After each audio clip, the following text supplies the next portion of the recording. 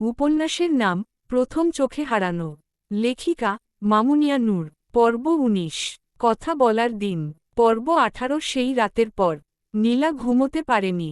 চোখ বন্ধ করলেই মনে পড়ছিল সবকিছু পরিষ্কার রাখতে চাই। সকালে উঠোনে এসে দেখল আর্য আগে থেকেই বসে আছে।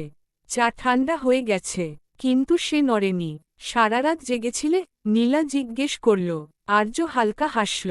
হ্যাঁ, আজকের দিনটার কথা ভাবছিলাম। নীলা বুঝে গেল আজ আর এড়ানো যাবে না। দুজন পাশাপাশি হাঁটতে লাগল। বাড়ির ভেতরে ঢোকার আগে আর্য থামল। ভয় পেলে আমাকে বলো, সে বলল। আমি একাই কথা বলবো। নীলা মাথা নাড়ল। না, এটা আমার জীবন, আমি পাশে থাকব। এই কথাটুকুই আর্যের বুক শক্ত করে দিল। দুপুরে ড্রয়িং রুমে সবাই বসেছিল। মামা খবরের কাগজ নামালেন। মামি নীলার দিকে তাকালেন। নীলা, তোমার কিছু বলার ছিল? এই প্রশ্নে ঘরের বাতাস থমকে গেল। নীলা গভীর নিঃশ্বাস নিল। তারপর আর্যের দিকে একবার তাকাল। আর্য চোখে চোখ রেখে হালকা মাথা নাড়ল। আমি আছি, আমার একটা কথা আছে। নীলা বলল, গলা কাঁপছিল। তবু সে থামেনি। আমি কাউকে পছন্দ করি। ঘরে নীরবতা। মামি প্রশ্ন করলেন, কে? নীলা আর দেরি করল না। আর্য। সবাই আর্যের দিকে তাকাল। আর্য উঠে দাঁড়াল। আমি নীলাকে সম্মান করি, সে শান্ত গলায় বলল। আর তাকে নিয়ে আমি সিরিয়াস। কিছুক্ষণ কেউ কথা বলল না।